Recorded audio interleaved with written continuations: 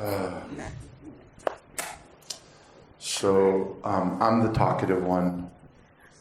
I say lots of words, but they don't mean much. Vrinda says less words, and they are of much more importance. You'll see. But we're a good pair, actually. Vrinda and I are kind of like opposites attract. I'm tall, she's short. She's educated, you heard in our bio. I am self-taught. But I think in the most important ways, we really are aligned. And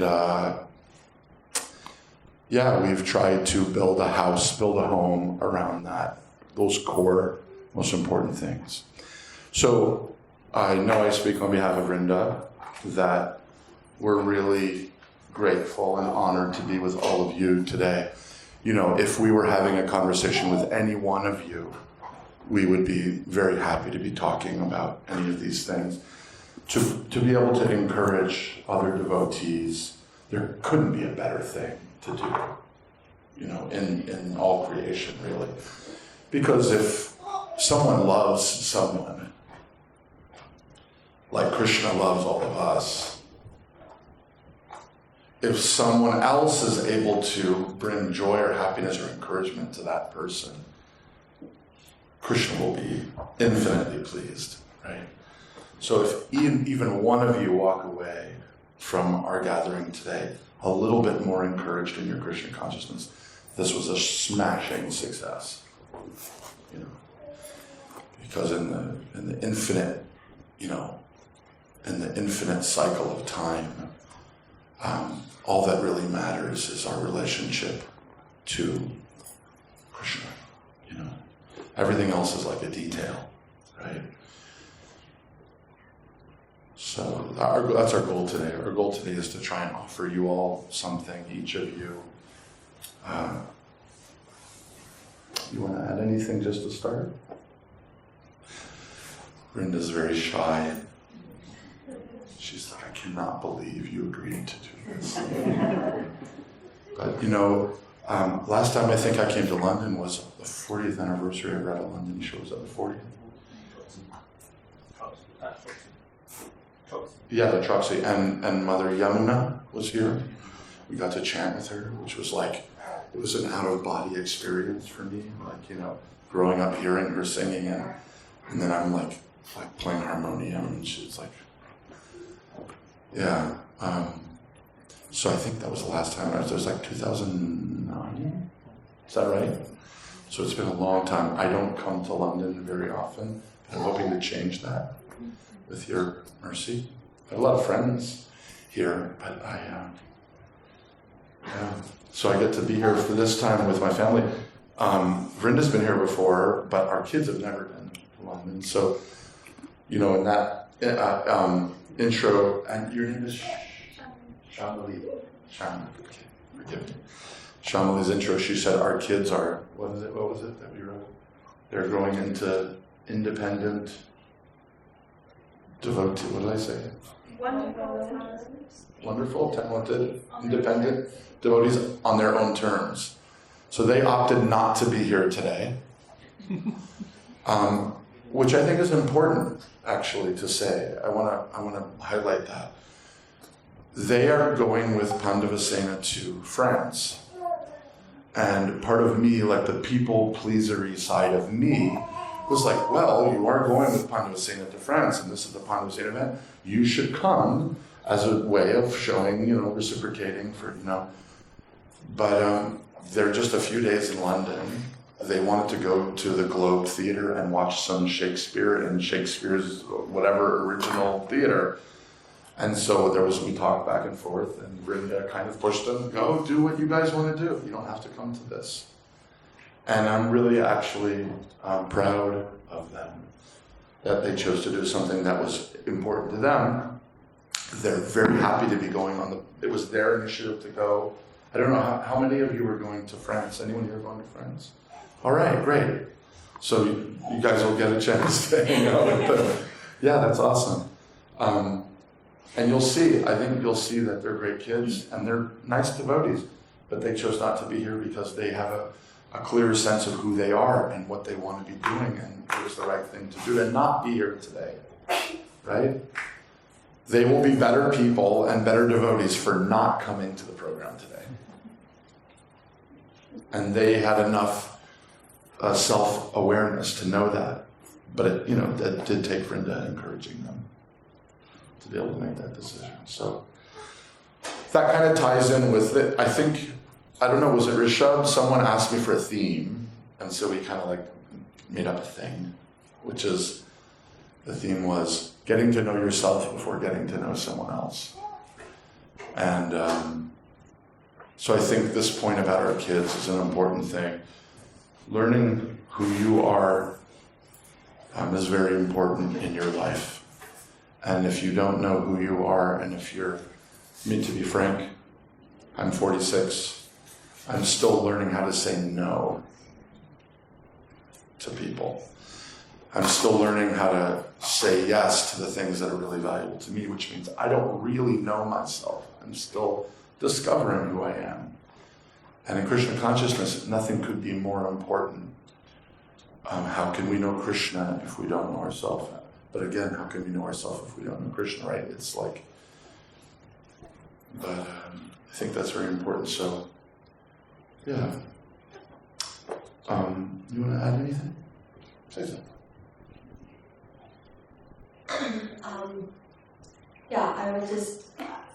I know that so the theme that we picked was getting to know yourself before you get to know anyone else. Or like in a relationship. Yeah. But I guess just to add on that, like, you're always evolving. Like, people are always constantly changing, and what you like 5 years ago is not going to be the same thing that you're into 5 years from now. So I think, when looking for a life partner, someone you want to share all those experiences with, just finding someone that you can grow together with and that you trust to be there with you. So, okay, lesson 1 in Grihastha life here. I said, Vrinda, I think I got a good theme. Getting to know yourself before getting to know someone else. Who could disagree with that? Vrinda's like, oh, I don't agree with that at all. I think that's ridiculous. That's a terrible theme. So tell us why you thought that was... I kind of just summed that up. Say a little more. Say a little more.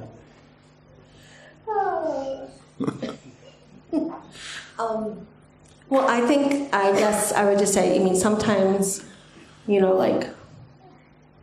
from like a Western point of view, there's like people are, you're always like, you're expected to go date and be with other people and, before you decide who you're going to settle down with. But I think it's great, like, if you find the right person, even if you are young and not fully sure yet what it is who you are, or, you might have an idea of what it is that you are into.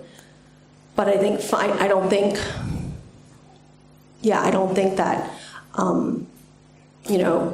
those should limit you from being with that person, or that you have this expectation, I need to go experience life, do some other things first, and before I can commit to being with someone.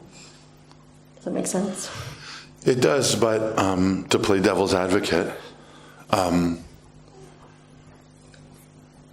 I think part of the reason why you're saying that is now we have a 19-year-old daughter and a 17-year-old daughter.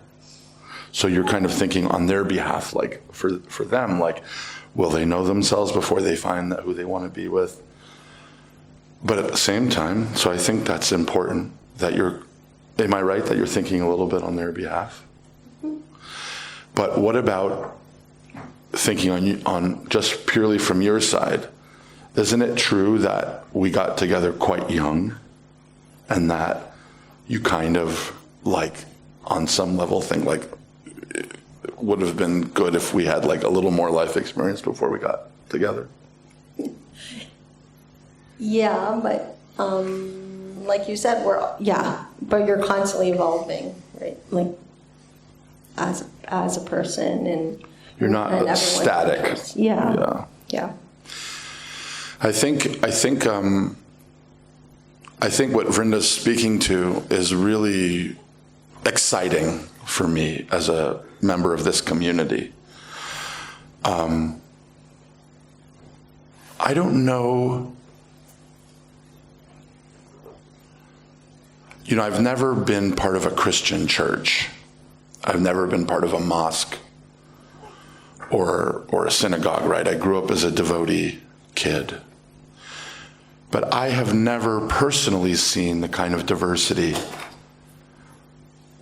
in a community that we have.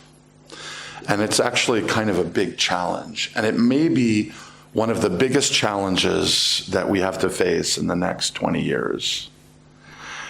I don't know much about London, so forgive me, I can't speak to what it's like here. And maybe that's something good that we're bringing in this conversation, that we're kind of like really outsiders, like we've never hung out here. We don't know the culture of inside or outside the devotee community. We're like, just really flying blind. But in America, it's really fascinating. You have first-generation Indian immigrants in America who found Jesus, like they found religion, like when they met the devotees, like they had come to America thinking like, forget this stuff, that's for my grandparents. Like, I'm here to make money, be successful. And then they find Krishna and all of a sudden they become an Orthodox Brahmin. Like after years of eating meat and doing everything they're doing, suddenly they become like an Orthodox Brahmin. It's like, what just happened? Now they want their kids to only go to Gurukula and only watch, Krishna things. And, my son's going to be Prahlad Maharaj. No one knows. But actually, I'm not going to be, I don't want to be puffed up, but, no one knows my son is actually the next Prahlad Maharaj. And then when they're son who's chanted 16 rounds every day in 9, 10, 11, then he becomes 12 and he starts thinking about ladies. They just disappear from the community and they don't know what to do. They're awkward. I thought my son was a saint, but now he's just normal. And I don't know, their own identity collapses and they feel like they can't show, it's hold on, hang on a second, right? Meanwhile, I know devotee kids who are just trying to find their way in the world from the Indian community. Because remember, being a devotee kid, I've grown up around Indian-bodied people my entire life, right? So I've seen a bunch of kids, second-generation Indian kids in America, who are trying to figure out how to bring these two worlds together that seem to be magnetically opposite, right? You can't push two magnets together. It's not possible. It's so it's how is this supposed to work? So your parents, they don't want to hear about anything because they're Orthodox now. So you can't talk about any of the things you're dealing with in school. You can't talk about girls or boys, or you can't talk about pressures. For example, young professionals having to deal with drinking, in the business world. And it's just whatever you do, don't talk to your parents at all about it. So who are you supposed to talk to about it? I guess the other kids, maybe? So it's these generations that are not in communication with each other. And then you've got the fact that ISKCON was built by in many places a bunch of white people. And the movement was about to implode because of lack of resources and manpower and organization. And then the Indian community showed up and saved everyone's at the last second when ISKCON was collapsing. So now all of a sudden these temples are filled with Indian devotees, and all these Western devotees are we've been marginalized. What happened? We built this movement. So it's there's all these funny little things, And then in America, you have a lot of racism and stuff that's inherent, especially with black-bodied devotees in America. I don't know if it's exactly the same in England, but in America, racism is a really serious thing in dealing with especially the black community. So black devotees feel no matter how like loved and cared for, devotees may think they are. In the rest of the world, they're actually like, in the rest of, America, they're basically always going to be a second-class citizen, and there's nothing that anyone can do about it. So like I know devotee kids who basically grew up in the movement, doing kirtan, being devotees, even going to Gurukula, but when they had to become, now I'm talking about black-bodied devotees, when they had to become an adult in the rest of the world, they just had to choose. You're either black or you're not. And so they're like, I guess that means I'm not a devotee because I want to fit in with the community that looks like me. And they're mostly Christian, and they think that Hindus are like pagans or something. So like predominantly the black community in America is evangelical Christian. So you just got to like shut up about anything other than being a Christian or Baptist or whatever in America. So like for those devotees, they're trying to figure out how to integrate into a culture that's just like, you're either with us or you're against us. So I've met a bunch of devotees who they just forget being a devotee, except when they like show up at a festival or something. The rest of the time, they're just a black American, So it's just so interesting to me how we have these communities, and then it's like somehow or other we're all supposed to like marry each other. So Vrinda's mom's from South Africa. South Indian from South Africa, but like 3 generations, something like that. So they were in South Africa for some time. It's not like they were first generation in South Africa. Vrinda's dad is multi-American, Scotch, Irish, German, kind of like. So what's her culture? What's your culture? Like who are you supposed to date according to like South Indian traditions or like, I remember when we first met, it was like Vrinda's parents were like, she's an initiated Brahmin at 12. So when are you getting married? And my parents were like, hang on one second, like, shouldn't they date? Like, don't they need to like get to know each other a little bit? So it was like we had to find like, so what was our version? We basically got engaged for a long time. But it was like, it was like a way to kind of do both things. And during the time we were engaged, Vrinda went to India, studied Bharatanatyam. I was doing other things. Like we were not always together, but like we were engaged, but we were basically dating still. There was the idea that, we were serious, but also the idea that it may not work out or something.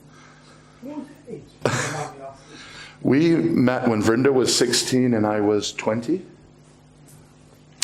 And I remember when we met in the shoe room at the temple in Washington, D.C. So romantic. From the very moment we met, we've been serving the lotus feet of the devotees. But I remember, isn't Vrinda so beautiful? She's such a beautiful lady. Yeah, I still, when Vrinda walks in, like last night we were at Amnam and Vrinda walked in, I saw her across the room, I thought, oh, she's so beautiful. I still feel that way. But I remember, because she was so young, I remember thinking that, I had actually been, I don't know if you guys know this, but I had been a working actor in Hollywood as a young person. So I was in a few movies and a TV show when I was in my teens. So I had a much broader set of experiences in the non-devotee world than Vrinda had at 16. Living in a pretty sheltered family. Her parents are, they have a tight family.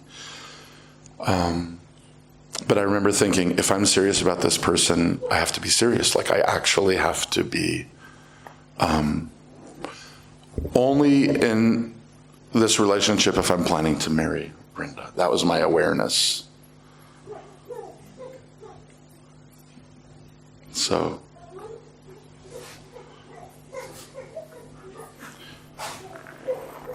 you want to say anything? No? So just to finish this point, I guess, I feel like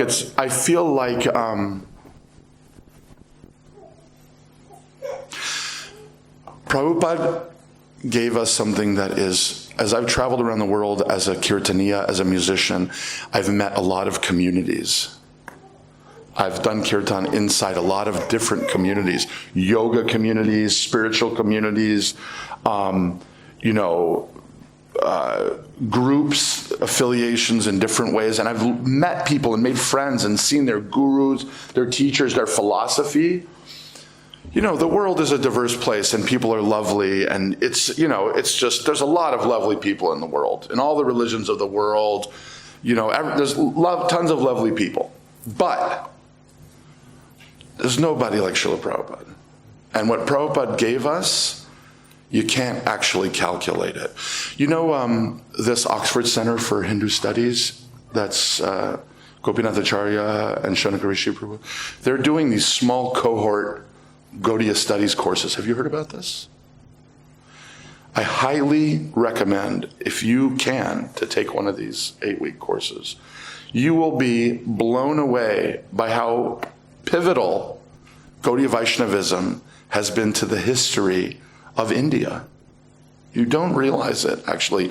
We have this idea that, there's like so many things, and we're just another thing, and there's this, and there's that, and there's that, and then there's us.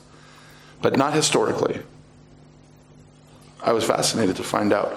Historically, the role of Gaudiya Vaishnavism, Lord Chaitanya's devotees and disciples have played a major role in shaping the history of India. And actually, even Vivekananda and Ramakrishna, all these guys, they come from Lord Chaitanya. You don't realize it. But the what they call neo-Vedantics, these guys who are the most popular guys, philosophical, they come from a reaction to the British by the Bengali Bhadralok. And the Bhadralok was the Bengali kind of upper class that was undoubtedly connected to the ruling classes of India from the Mughals and the English.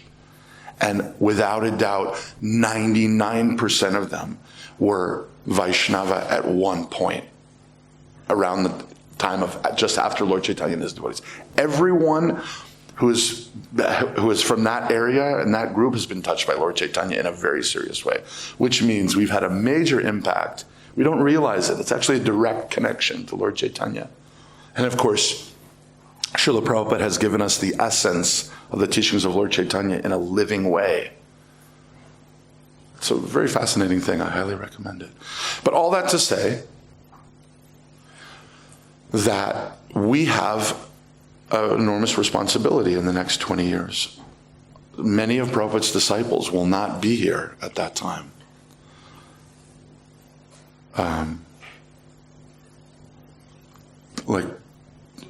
Let's think about what that means for a second. My kids are now, Revati's 19. I'm going to kirtan festivals where they're like, Hare Krishna, the senior devotee has arrived, Gaura Vani Prabhu. And I'm like, oh crap. I'm the senior devotee, oh boy. So it's going to be like that each successive generation.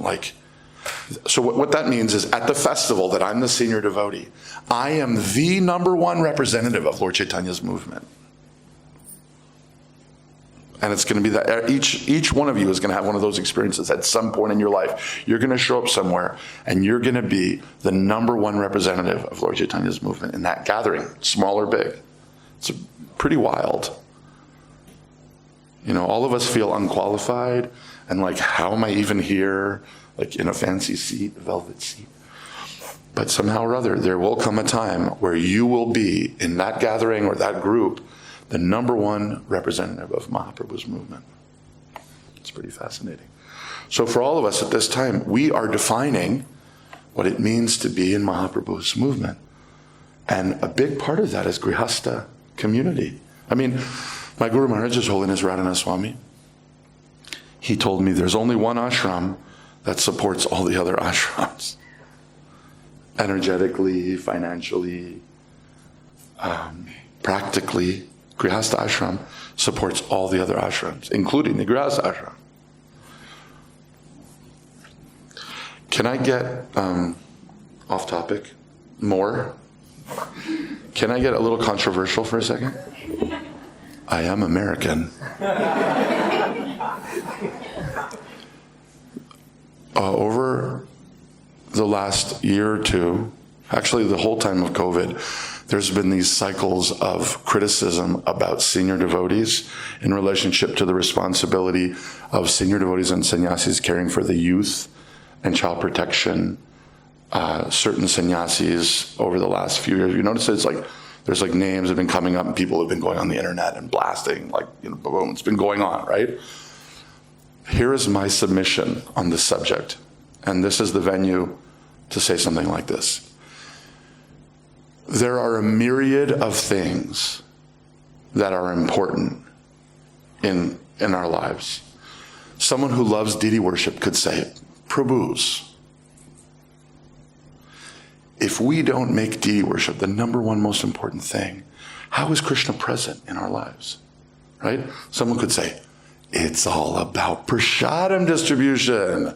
The whole movement was built on prasadam distribution, right? You can do this, anything. Name me something that's the thing, the only thing. Give me an example of something else. Book distribution. Oh, well, book distribution. How could I forget book distribution? I mean, the books are the basis. It's the only thing. It's the only thing that really matters, book distribution, honestly. Give me another one. Oh, I mean. So you get the point, right? Everything is the only thing. If you have ever had a relationship with someone who was abused as a young person, child protection is the only thing. I mean, you'll feel it in your heart. You're like, without a doubt. Like, I just had a friend who had basically shared his experience, you know, as a young person. Oh my God, like, yes, everything stop if you can't take care of the kids. Forget the whole thing. Throw the whole thing in the rubbish bin. I mean, really, it does feel that way when you're talking to someone who was abused by a devotee, someone pretending to be a devotee. It's like, stop the presses, stop everything, close the deity doors. If you can't take care of a kid, forget it. The whole thing is rubbish, right? Okay, everything is like that though. Now here's the thing. If you're someone who you came to the movement and you were suffering in the material world, and you met a devotee like Vishnu John Swami, and he was a festival, and you realized that Krishna consciousness means every moment is a festival, and you make it your like Tribhuvanath Prabhu, you make it your life's mission. Every moment for everyone I meet until the day I die, when they meet me, it's going to be a festival for everyone. That's your life's mission. How are you going to go to someone like that and say, stop everything that you're doing? What you need to start doing is deity worship. It's just like their wires don't, it's like, even, it's like, you know the story of Mahaprabhu who goes to Murari Gupta and tells him to worship Radha and Krishna. Murari Gupta's like, I can't do it. I'm trying, I just want to worship Sita Ram. You know, Mahaprabhu says, no, I was just teasing you for you worship Sita Ram, you know. So, this is the point I'm getting to. As a Grihastha community, taking care of husbands, taking care of wives, taking care of seniors, taking care of children. How can we say it's the responsibility of a sannyasi? Who's going to say that a sannyasi who spent his life preaching, traveling, doing kirtans, doing festivals, whatever their thing is, now Maharaj, it's your responsibility to take care of my wife. And if you don't make taking care of ladies in ISKCON the number one thing, then I'm going to troll you on the internet. It doesn't make any sense. They are on the front line. If it's a war against Maya, these senior devotees, not just sannyasis, ladies, senior men, people who have given their lives, they're on the front line fighting Maya. And we're back here commenting. What we need to do as a Grihastha community internationally is meet them at the front line. I need to make taking care of, I have 2 daughters and a wife. I need to make taking care of ladies in ISKCON my number one priority. It's not my Guru Maharaj's responsibility. He has his responsibilities. This is my responsibility. And if I see that somewhere that there's a lady who's being disrespected in ISKCON and something, I have to fix it. Not the GBC, because they're dealing with their stuff. I am a Grihasta. This is my responsibility. We as a Grihasta community need to step forward and solve these problems. It's our responsibility. That's my submission on this very complicated subject. And I think it will never be solved unless we do that.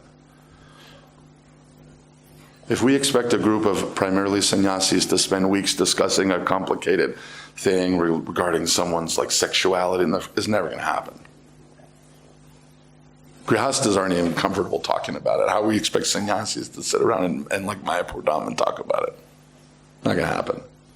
We have to do it. We have to step forward as a community and take that responsibility. And then things can really start happening. We are the ashram that is supposed to support all the other ashrams, not that all the other ashrams are supposed to be supporting the Grihasta ashram. You have any comments?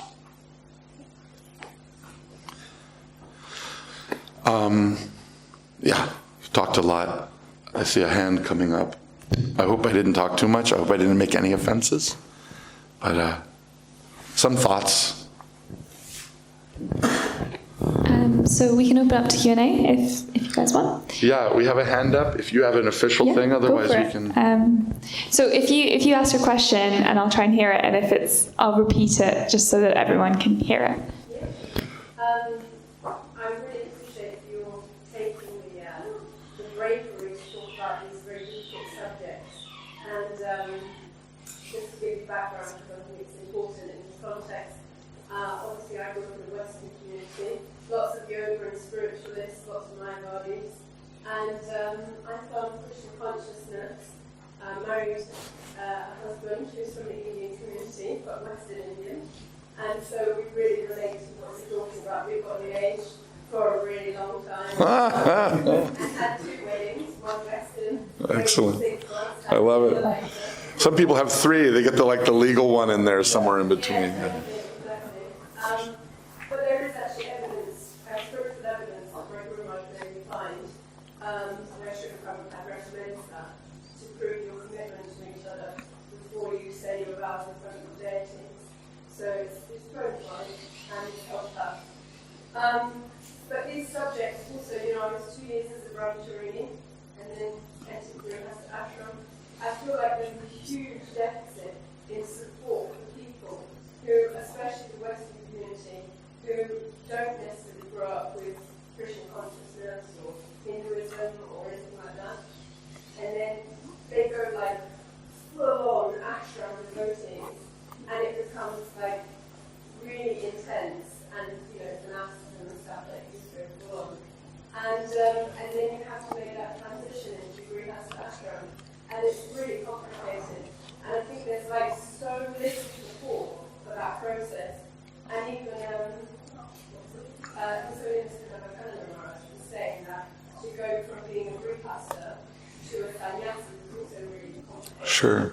But you're talking about these transitions and these topics, and you're saying that as Grihastas we should bridge the gap. Do you have any practical ideas for how we can do something like that? Because obviously we've got the GBC, right? We've got mentorships, we've got things, but we can all say we need to do this and we need to do that, and it's a great thing. But practically speaking, how can we take something away from this topic and say, yeah, I'm going to do this, I'm going to do that, and it's going to work like this? Can I just summarize the question, and then just for the recording as well? So from what I'm hearing, and correct me if I'm wrong, the question is, it can be very difficult transitioning between ashrams, and it can feel like there's a lack of support for that. What practical tips do you have in how the Grihasta community can support those transition periods? Is that right? But just in general, because it's quite a big statement to make. We need to be on the front line, we need to be doing things. But do you, Guru, have any ideas or suggestions that we can take away from action, or where we can talk to? So practical ideas and suggestions. share something? Vrinda's got the brains behind the team here, so I'm trying to draw it out of her. Jump in if you want to say something. Vrinda's very practical. I'm very visionary.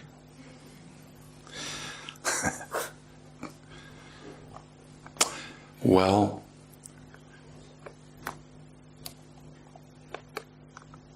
I feel like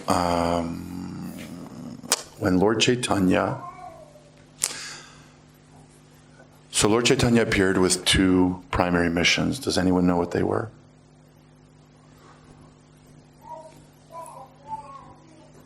Number one, first mission of Lord Chaitanya. Spreading the Hare Krishna Mahamantra. So giving the chanting of the holy name, especially the Hare Krishna Mahamantra, to the world. That was Mahaprabhu's first. Second, does anyone know? And specifically Radharani, so to show the world, give them an example of the love of Srimati Radharani, so we could actually have something to hold on to give us some sense of the love of Srimati Radharani and the gopis. Yeah, it's like, those are the two main missions of Mahaprabhu. So the first half was done before he went to Puri. He spent the second half of his life in Puri, 20 and 20, basically, 20 years and 20 years. 20 years before Jagannath Puri, 20 years basically in seclusion in Jagannath Puri. Did you guys know that? It's pretty wild. You know, for someone who's known as the Kirtan avatar, that he spent the first half of his life in Kirtan public, second half, you know, actually even less than that in Kirtan, because he only started Kirtan after his father passed away. And then he spent 20 years in seclusion, basically, primarily in Puri. And he told Nityananda Prabhu, sorry, you preach. You stay in Bengal and take care of the Grasa community. Build the community. Gather together in small groups, make little namhatas and do little kirtan together. That's the whole program. That's it. Sometimes I think because Srila Prabhupada was so revolutionary, we get it in our head that we are like an acharya.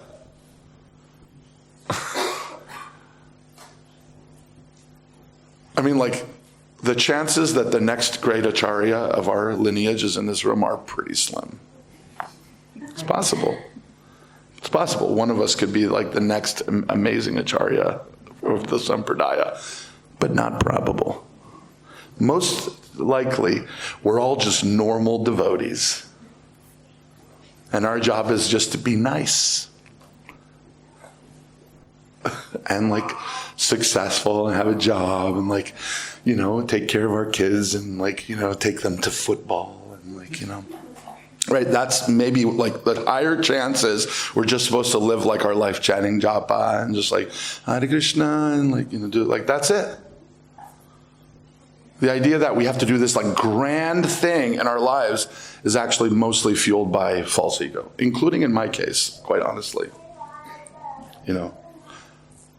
Most devotees just need to be nice people. And, I mean, what do you think? Well, yeah. But I guess to try to address the question more directly, I think for making an impact and helping with those transitions, you can really, I think, like Gaura is saying, only, you know, those small communities. I think, you know, if that's something, yeah, I mean, that you're passionate about and want to see a change there, then I think just doing that at, you know, at your community level. Like if you, say you have 3 or 4 families that you get together most with. If you're someone who's passionate about child protection, you be that parent amongst the 3 families who goes, hey, I just heard on the news that there's this thing that we should watch out for. Like there's this new app that none of our kids should get or whatever. Like you're the child protection officer of the 3 family unit that you're part of. I mean, like that's practical, right? We have a group of friends in DC with kids around the same age. Vrinda's, you know, got a core group of friends. I have some, and we kind of like are like a little unit. Like we don't get as much nourishment going to the Sunday feast with all the devotees as we do with our just little group of friends. Does that resonate with anyone? Right? We do things because there's some responsibility, but what it's really is, the essence of it is our core friendships. And I think Vrinda's comment is really spot on. I'm not saying go to, picket the GBC in Mayapur. What I'm saying is, in your 3-family, 4-family group of friends, take full responsibility of the Grihastha ashram. If someone is going out of town, like feed their cats. I know devotees aren't supposed to have cats, or dogs or whatever, Help take care of each other's kids and, be that thing. Maybe you guys do this more, but something I really think needs to happen in America more is hire devotee business people to work for you. Don't hire non-devotees. Lose money hiring devotees. Better. I'm telling you, in the long run, it's better. Better lose money and pay a little more for a devotee. Eventually, you'll find someone who does the job well, and you can pay them well, and they'll do it just in the community. Keep it all in the community. Take care of each other. Work with each other. That's the key. That's really the key.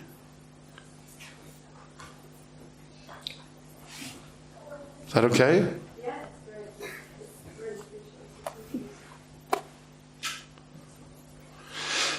Any other thoughts or questions? We've got quite a few questions on the Mentimeter, and just as a reminder, if you do have questions that you want to ask anonymously, just feel free to pop on there and enter the code, and you can ask those questions, and I can't see who's asking the questions. So I'll try and group our questions kind of along themes, and then we'll spend some time on that theme. And so if you have any more questions, put your hand up or put them into the Mentimeter, and I'll try and capture them all in that time, just so we're on one topic and then moving on.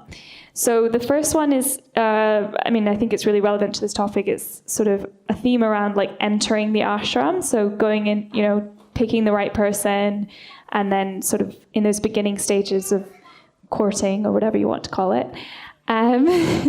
Associating. So I think the first question,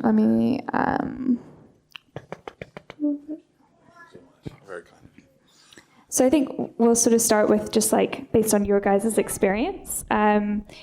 So you mentioned that at times when you were sort of in this engaged dating period, that you were sometimes in other countries and sort of at a distance from each other. So this person's question is, how do you sort of work with that physical distance and just respecting that the other person might be really busy and not really able to talk that much, while obviously still maintaining the relationship and nourishing the relationship?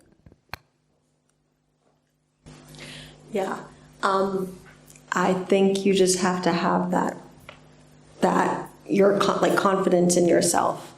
That, of course, when Gaura and I were long distance, this was before cell phones, and, we would write an email every couple days to each other. I would open them and be like, that's all she wrote? What the? I'm waiting for a couple days for an email, and she's like, it's hot here. Talk to you soon. Oh my God, No poetry. Yeah. Yeah, but so I would say these days, people are constantly in touch with each other. Got texting and FaceTime. And video chat.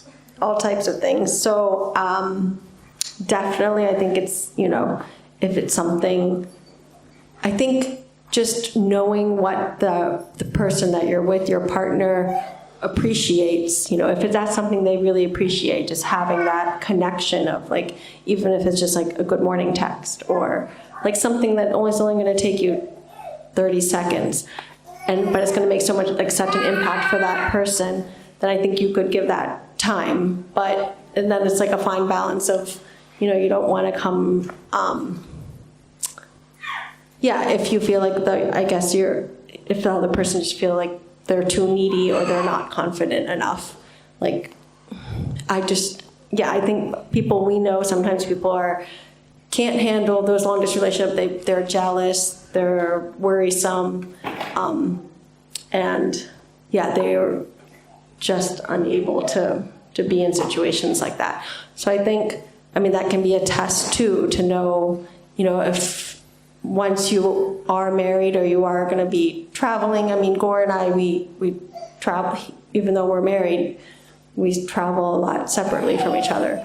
So I think knowing that before you make that commitment, that level of commitment to each other, it would be a good opportunity too. I think this, it's basically, it does tie back to the subject of getting to know yourself. I think can't be overstated how important it is. If you find yourself in a long distance, maybe like while you're dating or engaged or courting, you find yourself in a long distance relationship and you find yourself being too needy for that other person, for attention or whatever, you should maybe introspect on that. And if you're not feeling satisfied in yourself and you need too much from someone else, that might be something that you should work on a little bit, because no one else can complete you except Krishna. And if you're really depending on someone else to make you feel whole, you have to do a little work. It's just, I'm sorry to say it, I think it's a fact. You know, couples who have been together a long time have learned this. I don't know any older couples in this room. There is a point where you have to like take a deep breath and go, okay, she's who she is, I'm who I am, and we're good together and we're also good on our own. Like, you know, the analogy I've heard given is this thing of two trees. If the two trees are too close to each other, one is going to suffer from not getting enough sun or water. One tree will always take too much if they're too close to each other. But if there's a little space, then actually they can both be very healthy, and they'll create a beautiful ecosystem around them where all other creatures can come and take shade and space, and they create like a culture around them. But there needs to be a little bit of space, you know, I feel. Nice. So the next question is sort of different, but what about if, and this comes up a lot actually, we have this question, I think almost every session. Is it from the same person every time? It could be. Well, you're going to get it answered now, hopefully. So what if the person you're dating is a non-devotee? What do you think of like non-devotee and devotee relationships? Okay, who is it here that's dating a non-devotee? Come on, just out with you right now. Unless you're already married. I don't want to hear about it. Okay, please. Hare Krishna.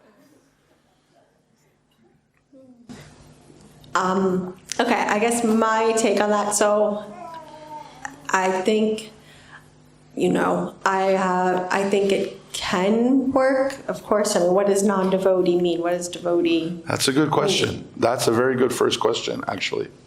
Yeah. That's a very good point. Yeah.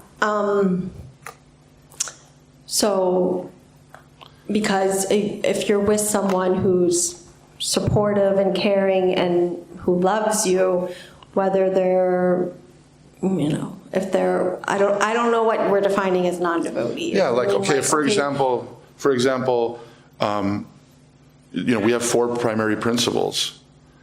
Are you saying someone who doesn't follow all 4 principles is not a devotee? Or is it about that they're from a Hindu background, but they don't even follow the principles? Or is it they follow one of the principles, you know? Or is it that they don't chant, or they chant 16? They're not really a devotee, they chant a little, right? Like, what does it mean to be a devotee? And what does it mean? There are times in our relationship where Vrinda has been more strong in her devotional life, and there are times that I've been more strong in my devotional life. And it's not a fixed thing, you know? So that's also an important thing. Yeah. I would just say I just feel that if you're with someone who is not a vegetarian, I feel like that is a major lifestyle difference. Yeah. That would be, I think, really difficult. But that's for you. Yeah, but I just think, like, how are you going to raise your children? It's very hard. That you would have to. It's very hard. I think the point that Vrinda's making is don't ask a question like this without seriously thinking about it yourself. Like, what are you talking about? Are you talking about that they think that being a devotee is completely the silliest thing ever? Well, don't marry that person. Are you talking about someone who's like not as serious as you? I mean, it's really, we know one of the more senior devotees in America, she just passed away. She was married for years to a Muslim man. And she came from her mother was a devotee, Prabhupada disciple, and her whole family around her were devotees. But she met a man who was a wonderful, humble, and supportive man, very religious man. And they did a lot of service together. Can you imagine? It's very hard for us to understand. But he was very respectful, very caring, very loving, very kind, and totally respected her being a devotee. Supported her in being a devotee. So that's maybe not typical, but it was based on his character and her character. And they also, this is just a little fascinating thing, they both happen to be black-bodied, which is another factor. I think we have to, part of the reason why I said what I said about the Grihasta community having to take care of our own business is because sometimes you can't just think like on paper. Like, it has to be practical. Like, it has to be realistic and practical, right? Like, for example, in a lot of the South American communities in, around the world, eating meat is a very big deal. They love eating meat. And it's the hardest principle for them to give up. Okay? I'm not saying you should be with someone who's eating meat. I'm just saying, if you're from South America and you're a devotee, you may not think that eating meat is the biggest thing because everyone's eating meat. And in fact, they're very proud of it. It's a sign of wealth and status and whatever. Someone can love Krishna, go to the temple, chant, love kirtan, do this thing. But whenever they go home with their family, they're definitely eating meat. That's crazy, right? But it's a cultural thing in this part of the world. So for us to think from where our vantage point, like, oh, they're not devotees. Like Vrinda said, I agree with Vrinda, like, oh my God, if our kids are like, oh my God, like, self-killing. Right? It's like, oh, like the breath of the like dead animals like on this person doesn't like, But I know one guru in ISKCON, and I don't want to tell someone else's story, so I'll just say this without saying names. I know one guru in ISKCON who is first disciple, most dedicated first disciple. Her husband ate meat and was not a devotee. And she's like, do I have to divorce my husband? He said, no. She said, but he doesn't know how to cook. I have to cook him meat every day. He said, you keep cooking your husband meat, but you do your japa, you be devotee of Krishna. They were already married. And she's a lovely lady, and she wanted to continue to care for her husband because he is just a nice guy, but he was just a meat-eating guy. Wasn't a bad guy, didn't hate Krishna, had not, but he just was never going to stop eating meat. He supported her, he loved her, he respected her. He's never going to stop eating meat. South American. So he said, no, you're my disciple. You don't eat. You can cook if that's what you have to do. So I'm saying we have to be practical. It's really a question of like, really, let's be honest with ourselves and honest with our partner. Like, is it a thing? Can this really work? That's the thing. It's not a theoretical thing, right? Krishna consciousness, I think one of the things, I'm sorry to keep going, but I think it's really important. As grihastas, we have to deal with the world, right? We have to deal with the world. It's not theoretical. Like, okay, if I have kids who are going to college, and I do I want my daughter to be like one of those kids who lies to mom and dad? Oh no, yeah, I haven't met any, I'm not seeing anyone, I'm not dating anyone. They have someone living in their flat, and they're lying to their mom and dad on the phone. Do I want that relationship with my kids? I know it happens a lot in the Indian community in America. It's like straight up lying on the phone. Like, you can't be here this weekend, my parents are coming into town. Like full on, just like, no mom, no dad. And they just walk around thinking like, my daughter is like, Mirabai, or like, I don't know.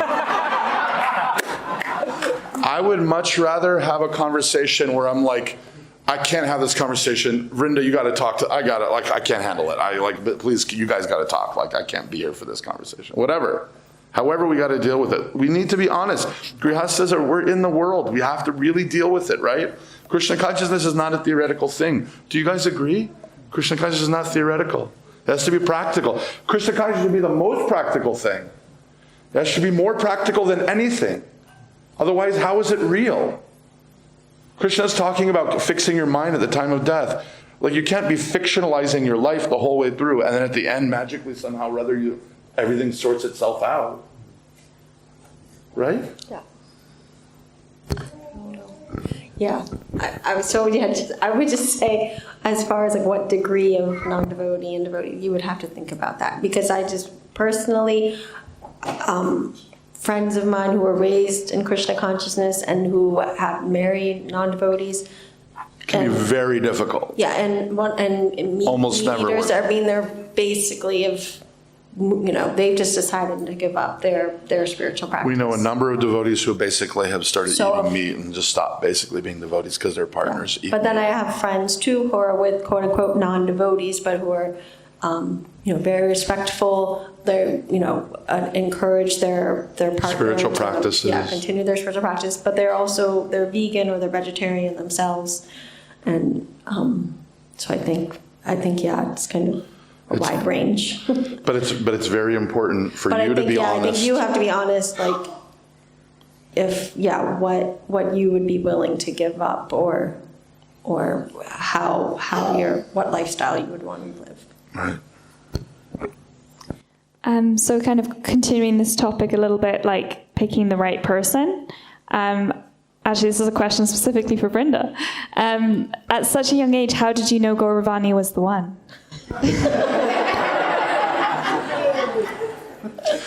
Oh, well,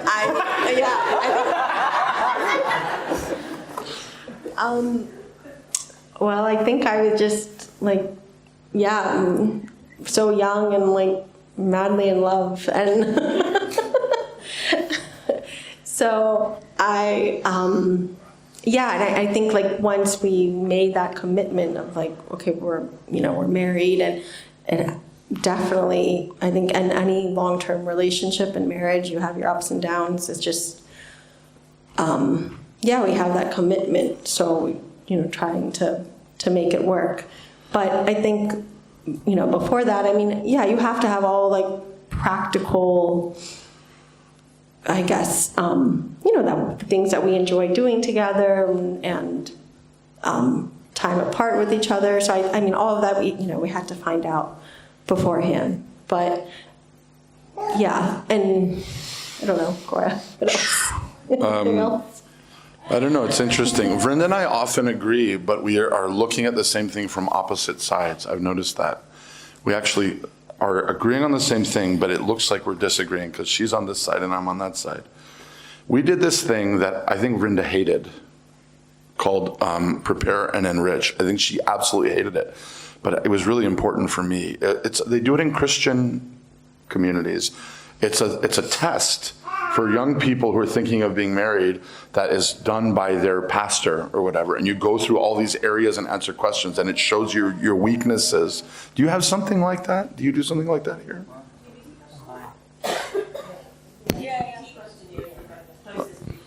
Someone who's interested in this, please check it out. Prepare and Enrich. It's the Christian version. The two areas that Vrinda and I were weakest in have remained areas of great difficulty for us in our marriage. They've been consistently hard. We have a very different way of looking at money, and we have a very different way of looking at communication. And it's been consistently challenging. So those are areas we have to really be just extra attentive to, because for sure there's going to be some difficulty. I think it's really important. This question, how do you know? Have you ever heard the joke people tell, like, there's only one way to make sure that you stay married? Don't get divorced. Like, that's the only way to make sure you stay married, is to not get divorced. Like, there's no magic to it. But what were you going to say? No, it's just that, you should have those like very frank and open conversations of like what it is that you're expecting, I think, because we have some friends back home, they'll be, it's like, oh, how come you haven't met anyone yet? And you'll say, well, he's talking to someone, but, the person wants them to, like, fully support them financially and allow them to travel to, India twice a year and Dubai and, like, So it's just, if you're meeting a partner, you're meeting someone, you just have to, I think, like, it'd be good to level set those expectations too. Tech level set. So I'm going to sort of close up this topic with like 2 more questions. So one is, I think something that people kind of like, young people especially kind of worry about in our community a lot is this question of like somebody who wants to experience like this sort of brahmachari life and spending time in the ashram, but then they're sort of in their 20s. But then they sort of worry that by the time they come out of that and they want to find a partner and they're like in their 30s, they might not find a good match. What's your sort of thoughts on that? This is so important. Okay, look, I think we can solve this as a Grihastha community in small groups, like I don't know how far-flung these devotees here are, like what parts of London and surrounding areas you all are from. But really, all over the place? Is it all over the place? No, that's great, that's great. In your local area, take responsibility for caring for each other as grihasthas. Make it a priority. If someone in your local area wants to become a brahmachari, make a commitment that we will get you a job when you come out of the ashram. So you can go in. We're going to check in with you year after year. And when you come out, one of us here is committing that we're going to give you a job for at least a year when you come out of the ashram. Not someone somewhere in London, us in your home town. Like, let's do this. It's not rocket science, right, Prabhus? We can do this. It just requires us to take responsibility. The Chinese community does it, the Jewish community does it, the Mormon community does it. We're just being lazy. I mean, I'm not trying to be disrespectful, but this idea that we can leave it to the GBC, I mean, come on. It's not fair to the GBC. It's not fair to us. I mean, these are things we can do. It's not fair to our Guru Maharaj. Like, my Guru Maharaj has to find me a job because I joined the Brahmachari ashram. No, what about finding a partner? But I'm saying these things, look, there's no magic to it. There's no magic to it, but it requires hands-on, it takes a village, right, to raise someone. And Grihastha ashram is responsible for all the other ashrams. Do we agree to that point, that Grihastha ashram is responsible for all other ashrams? Right? I know that my Guru Maharaj in Chopati, they started off with a very unhealthy relationship between the brahmacharis and the grihasthas.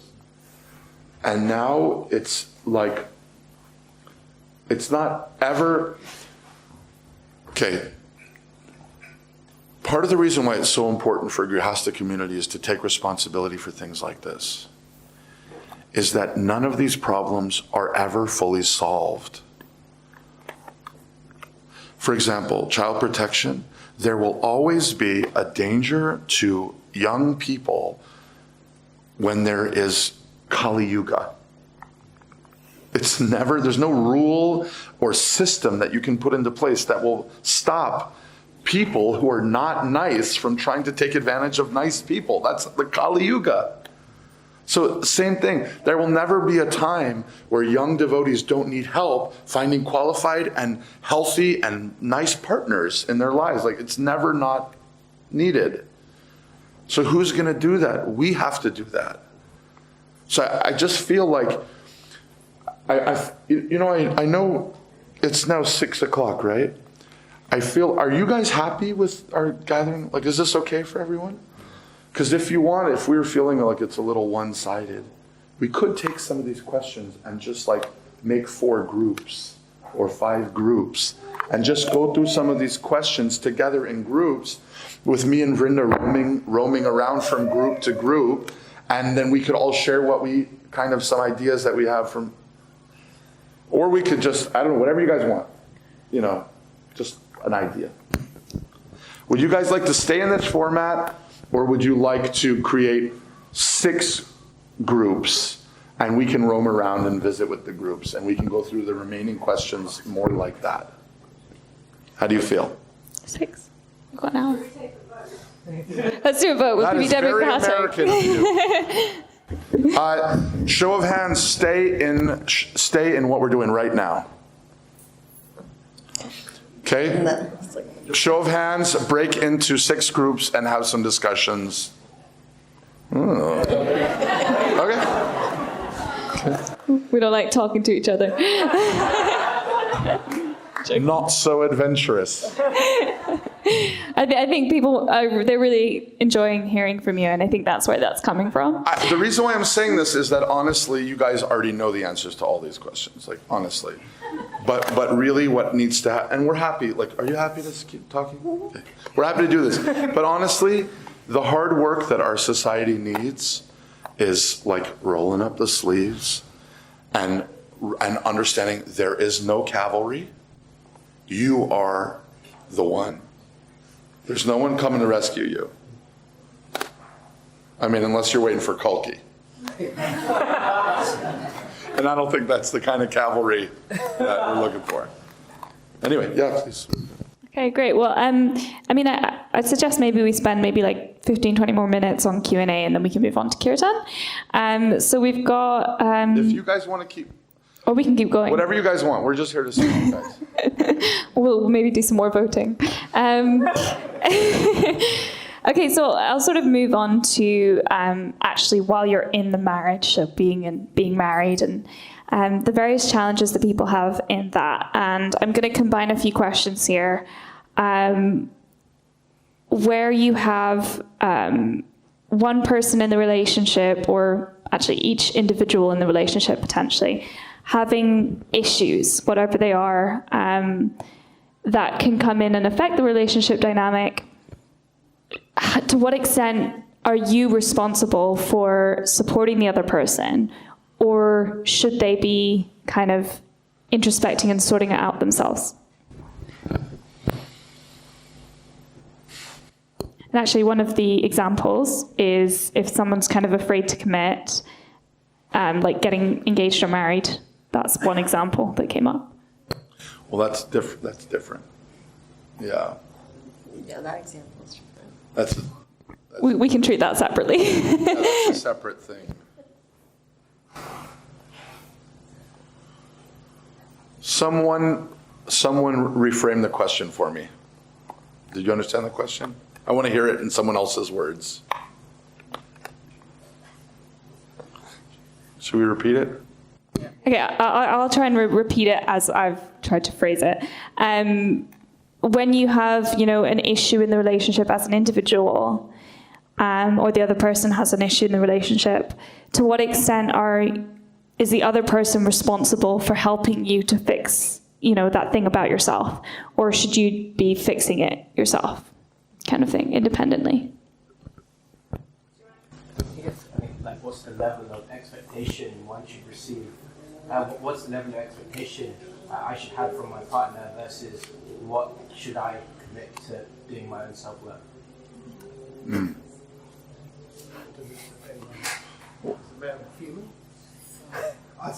Do you have a wireless mic? No. We have them in America.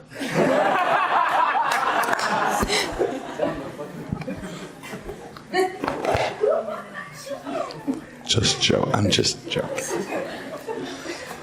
I just thought if it's important, because of time, if it's important to hear the question, it would be just an easy way. Someone give us some, what do you think? What is an example of the kind of thing that you should fix yourself and not expect your partner to fix for you? So can someone, please? Sorry, everyone, I'm really into discussion. So there's an amazing book by Devi called Relationships at Work. His name is Devi, David Seagull.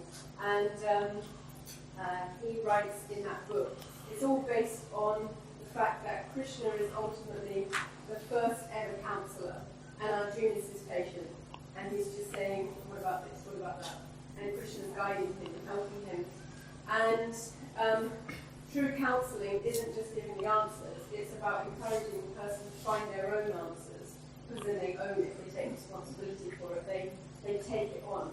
And so with that in mind, he writes that each person, if you say in a relationship, how much are you responsible for this relationship, then somebody says, well, I'm 50%, and the other person is 50%. It's wrong, because actually you're 100% responsible for yourself.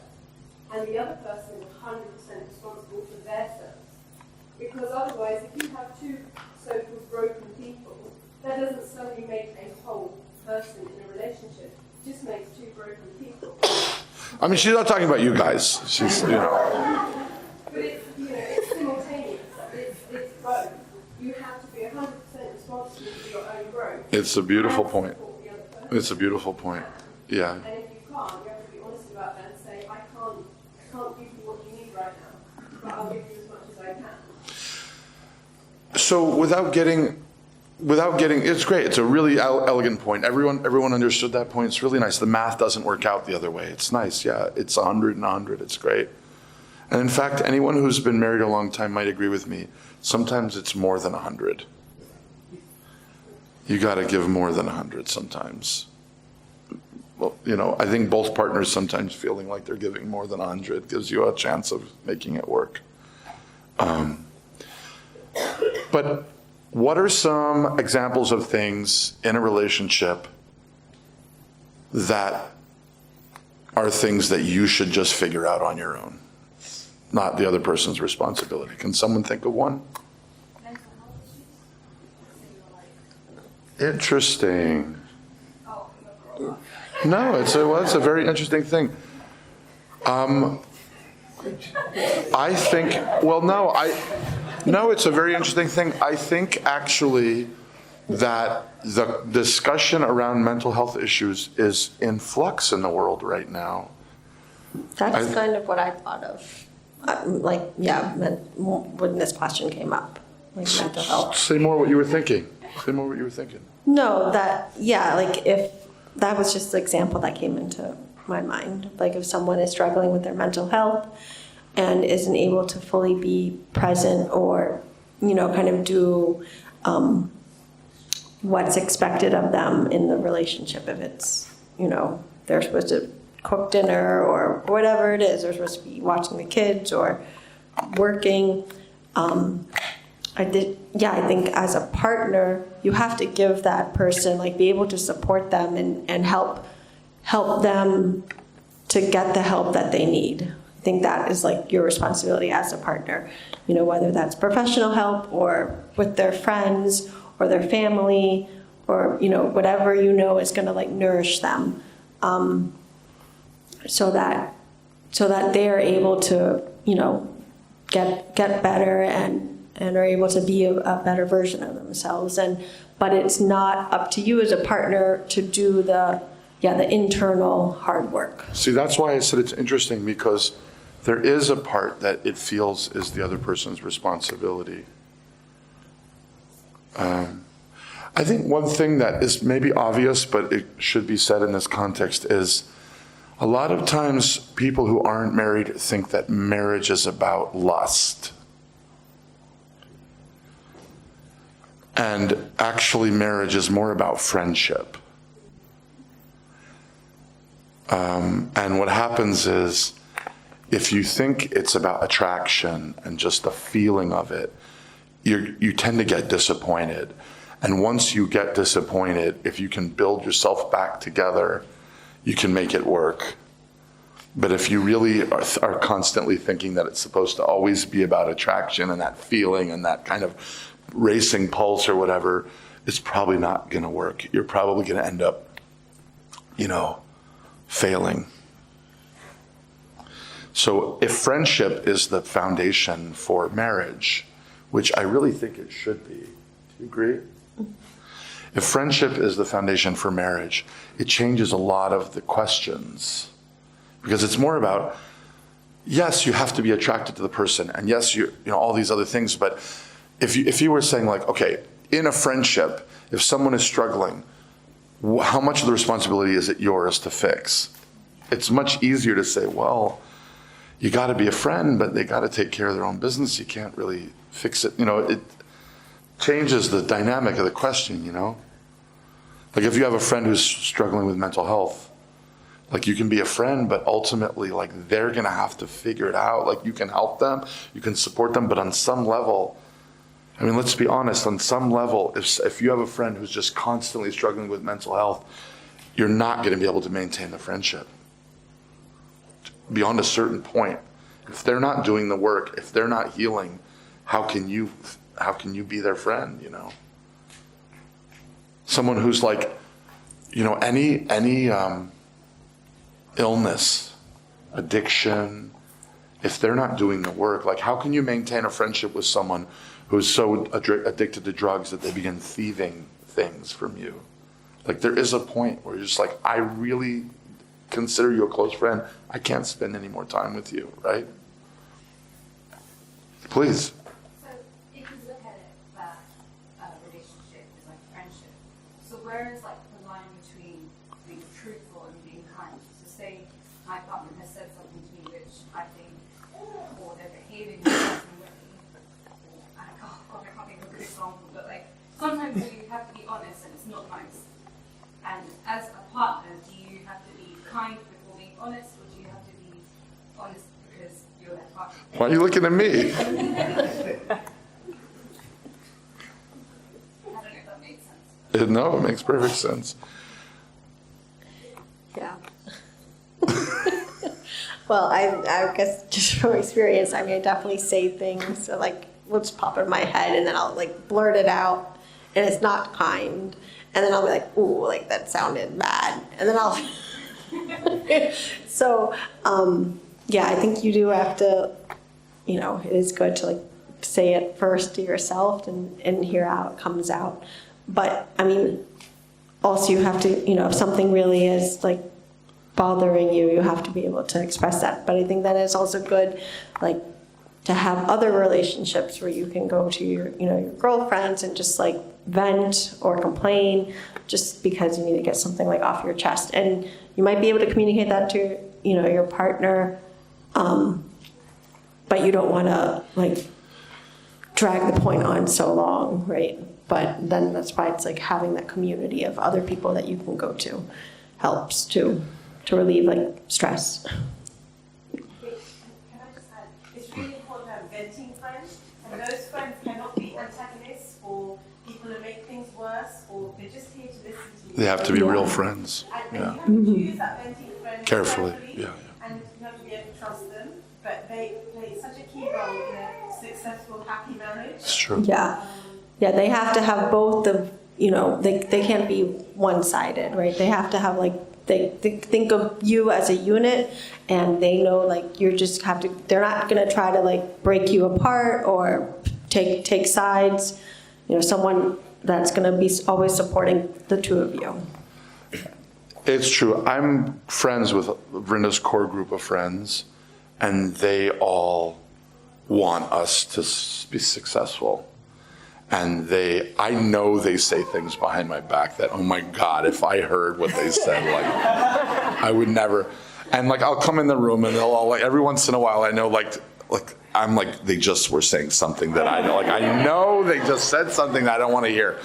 But in their dealings with me, they're all very kind, very friendly, very respectful, always very encouraging. They have no desire for us to fail. It's really important. I think so this brought up another point in my mind, that two important things that I want to say. One is that this goes back to the subject at the beginning. Vrinda and I have been married 25 years, approximately. I am just coming into a place of self-confidence with myself to be able to accept when Vrinda says something that's harsh, not taking it personally. I was very young when I went to Gurukula, and I was bullied a lot as a kid in Gurukula. I was 4, for God's sakes. Don't send your kid to Gurukula at 4. They will not become Prahlad Maharaj.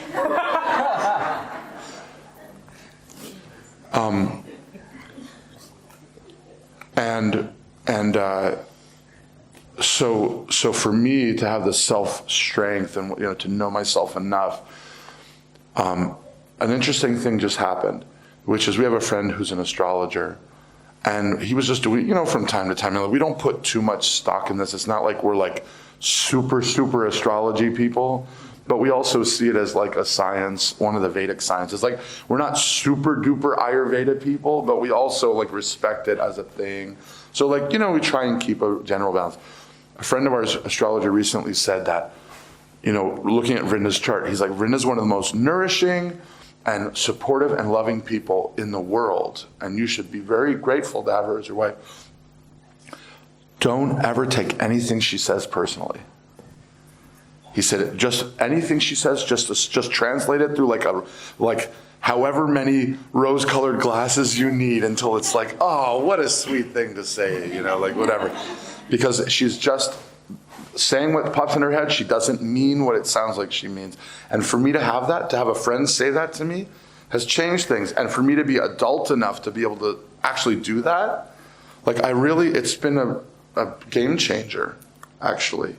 So this brings up another point, which I think is quite important. People are individuals. There's no stereotypical man or stereotypical woman. It doesn't exist.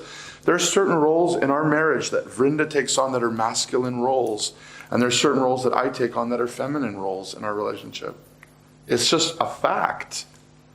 Any grihastas here disagree with me on that it's not a stereotypical thing? Does anyone disagree?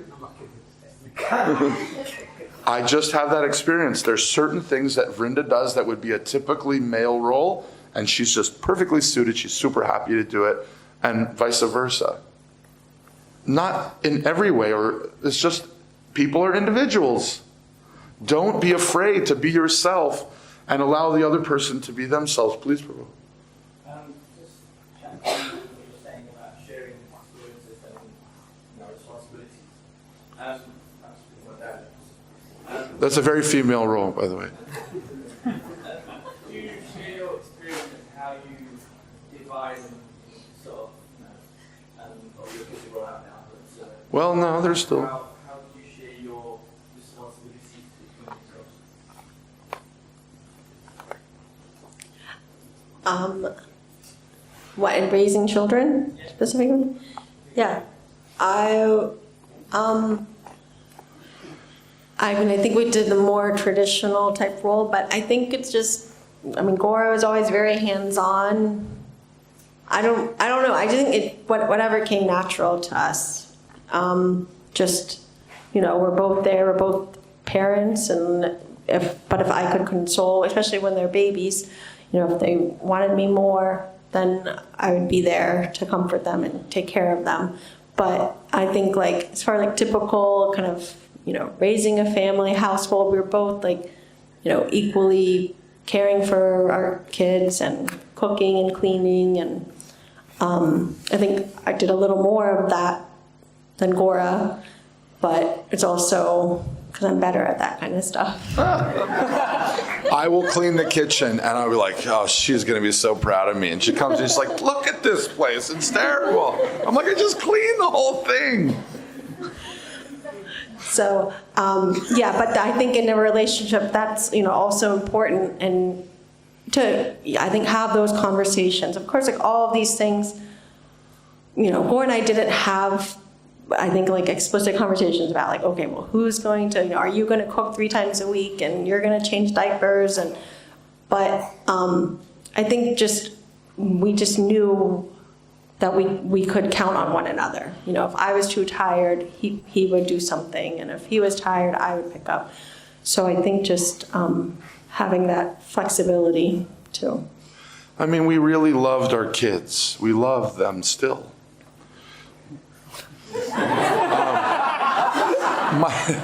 My son is 14, and he's like, the joke I always tell is, I'm sure he's going to see this, recorded someday somewhere, but when we were first married, we thought we might have 5 kids. I was raised, as an only child. I was in Gurukula, but I thought, nice big family. And we had my daughter Revati, and then my second daughter Gaura, and they were like little angels, like, singing and playing. And then my son Kirtan came, and we were like, or three. Three is also perfectly fine. No joking. It hasn't changed much. No joking. 10 seconds. 100, 2 100. If it was silent, 10 seconds, he was going to kill himself. He was about to smell like something terrible and deadly was happening within 10 seconds. My son, if you couldn't hear it, you better run, because something, jumping off of breaking a glass, something. But the thing is that, and I think this is true. I think it's important to say, we really love our kids, and we always have chosen to do what we think is the most loving thing. And it doesn't always look like Krishna consciousness from the outside. Sometimes Krishna consciousness requires a little bit of maturity to actually apply it, right? It's not cookie cutter. But I think Krishna's happy if we love our kids. And so in that sense, that was the goal, is to love our children, really, truly love them. From the spiritual awareness that they are Krishna's. And in this way, I think we love Krishna. I think that we do see each other in relationship to Krishna, and as devotees, and our kids also see them as devotees. And so if you can do that, if you can prioritize the right things, I think it becomes natural. I think the theoretical side of it is where the trouble comes. We get too much in our heads about something and not step back and see it for what it is. I don't want you guys to think that our marriage has been always easy, or even is easy now. I think it's important to know that there's a comedian who talks about how divorce is getting more and more prevalent.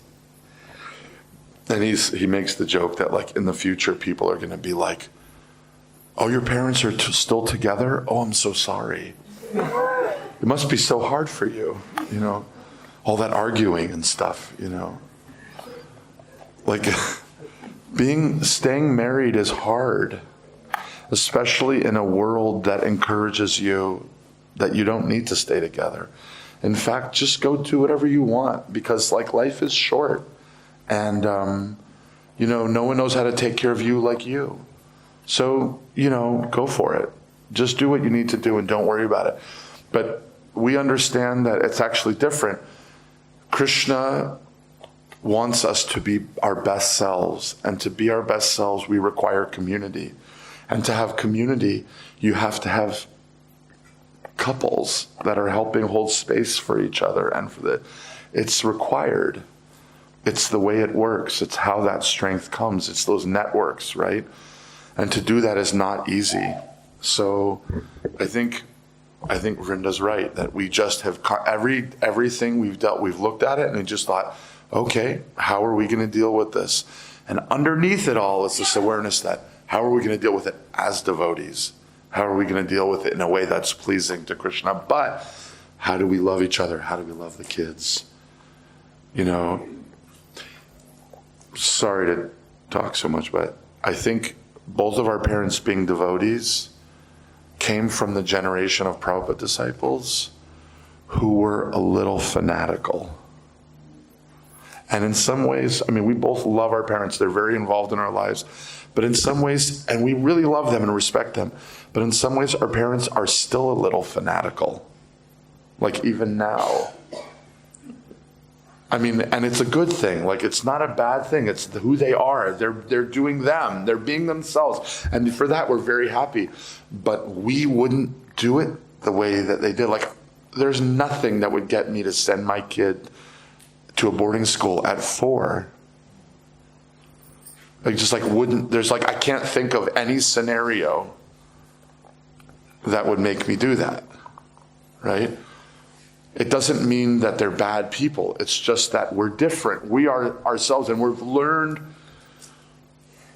I once was speaking with my Guru Maharaj Radhanaswami, and I said to him, Maharaj, I'm so concerned about the next 20, 25 years. Like, how are we going to do this? And he said, oh, you're feeling concerned? He said, that's funny because I feel very optimistic. He always feels the opposite of me about everything. I said, really? Well, how are you optimistic? Like, there's so many challenges on the horizon. He said, our generation had to figure out everything from scratch. But your generation has the benefit of seeing all the mistakes that we made. All you have to do is not repeat them. And everything will be fantastic. I was amazed that Maharaj thought that way. He sees it as very simple. Just look and study what's been done and see what didn't work and don't do it again. And then everything will be much easier. So I'm just conscious of time, and I know that everyone would really love to do kirtan. So we're going to move on to kirtan. I think just a few announcements before we do that. And let me find. Okay, yeah. Okay. So first of all, I just want to say thank you to our wonderful speakers. So can we get 3 loud Haribols? Haribo! Haribo! Vrindarani Devi.